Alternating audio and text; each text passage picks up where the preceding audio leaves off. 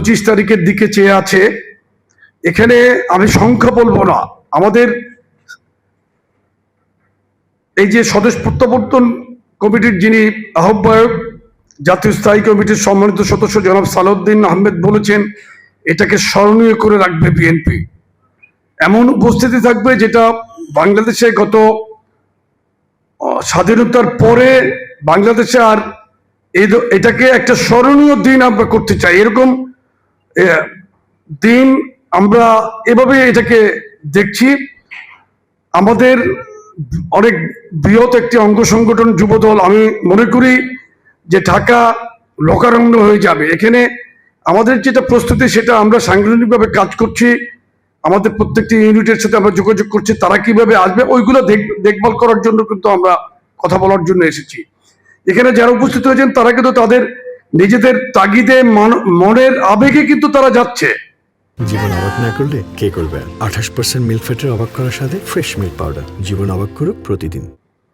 এখানে আমাদের কিন্তু অন্য কোনো কিছু যে অন্য কোনো আমরা কেন্দ্রীয়ভাবে কিন্তু তাদেরকে শুধু মেসেজটা আমরা দিচ্ছি, এবং তারা কিন্তু মনের টানে প্রাণের টানে আমাদের আবেগের জায়গা, আমাদের ভারপ্রাপ্ত চেয়ারম্যান, আমাদের সাংগঠনিক অভিভাবক জনাব তারেক রহমান, উনি আমাদের আবেগের জায়গা। আপনি জানেন যে বাংলাদেশের স্বাধীনতা যুদ্ধ থেকে শুরু করে স্বৈরাচার এরশাদ বিরোধী আন্দোলন, ফ্যাসিস্ট হাসিনা বিরোধী আন্দোলন, 24-এর ছাত্র জনতার আন্দোলন, প্রত্যেকটি আন্দোলনে কিন্তু বিএনপি মাঠে ছিল। স্বাধীনতা যুদ্ধে শহীদ রাষ্ট্রপতি জিয়াউর রহমান যখন উনি মেজর ছিলেন, উনি স্বাধীনতার ঘোষণা দিয়েছেন, রণাঙ্গনে যুদ্ধ করেছেন। দেশের স্বাধীনতাকে বিজয়ে রূপান্তরিত করার জন্য ওনার ব্যাপক অবদান। যুদ্ধ ময়দানে যুদ্ধ, রণাঙ্গনে যুদ্ধ, স্বাধীনতার ঘোষণা, যখন তথাকথিত দল, যারা রাজনৈতিক দল, যেটা পরে আওয়ামী লীগের একক সোল এজেন্সি দাবি করেছে, তারা কিন্তু কেউ তাদের কোনো উল্লেখযোগ্য কোনো কিন্তু আপনি দেখবেন না তাদের কেউ শহীদ হয়েছে, কিংবা তাদের কোনো উল্লেখযোগ্য কোনো ফুটেজও পাবেন না।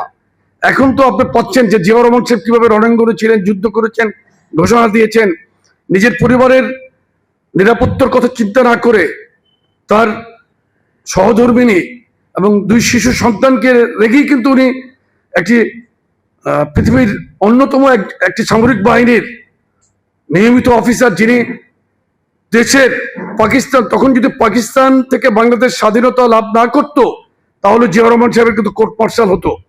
সুতরাং কত বড় ঝুঁকি উনি নিয়েছিলেন। এরশাদ বিরোধী আন্দোলনে প্রিয় নেত্রী বিএনপি চেয়ারপারসন দেশনেত্রী বেগম খালেদা জিয়া, উনি কিন্তু আপোষহীন খেতাব পেয়েছিলেন। বাংলাদেশের একমাত্র নেতা বলেন, নেত্রী বলেন, উনি বিএনপি চেয়ারপারসন দেশনেত্রী বেগম খালেদা জিয়া। ওনার সেই আপোষহীনতার কারণে এরশাদের পতন কিন্তু হয়েছে। এবং 86 যে নির্বাচন হয়েছে, সংসদ নির্বাচন, বিএনপি কিন্তু যায় নাই। আপনার জাতীয় পার্টির অধীনে কেউ নির্বাচনে যাবে না বলার পর কিন্তু আওয়ামী লীগ এবং জামাত ইসলামী খুব সম্মত নির্বাচনে গিয়েছিল, কিন্তু বিএনপি যায় নাই। বিএনপি মানুষের পাশে থাকে, যেই কথা দেয় জনগণকে সেই কথা বিএনপি রাখে এবং রাখার চেষ্টা করে।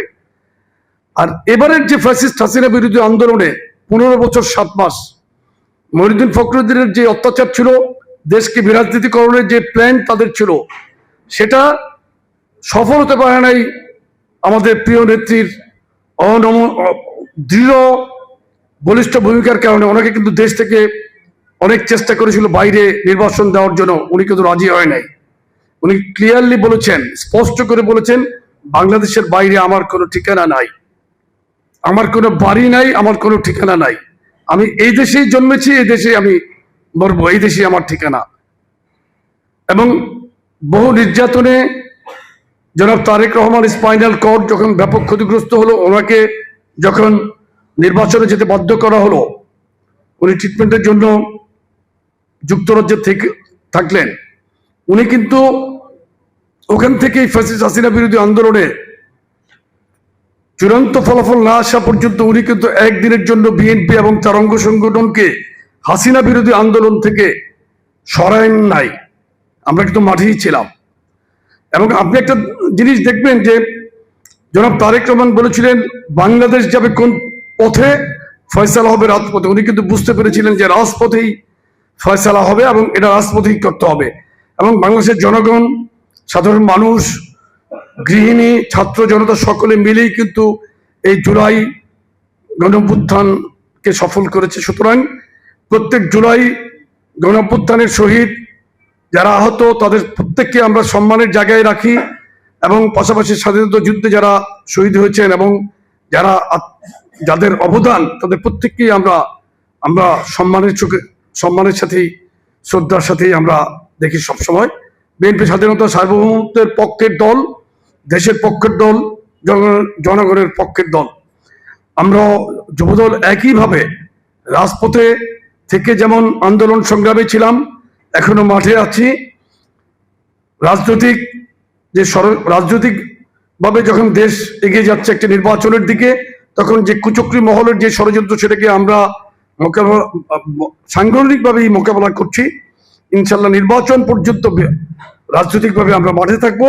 নির্বাচনের একটি সুষ্ঠু নির্বাচনের মাধ্যমে বাংলাদেশের জনগণের সরকার, গণতান্ত্রিক সরকার প্রতিষ্ঠিত হবে ইনশাল্লাহ।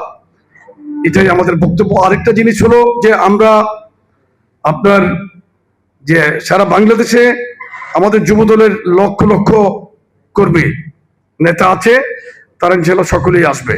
আমরা মনে করি ঢাকা জনসমাগমের সমুদ্র থাকবে। ধন্যবাদ আপনাকে।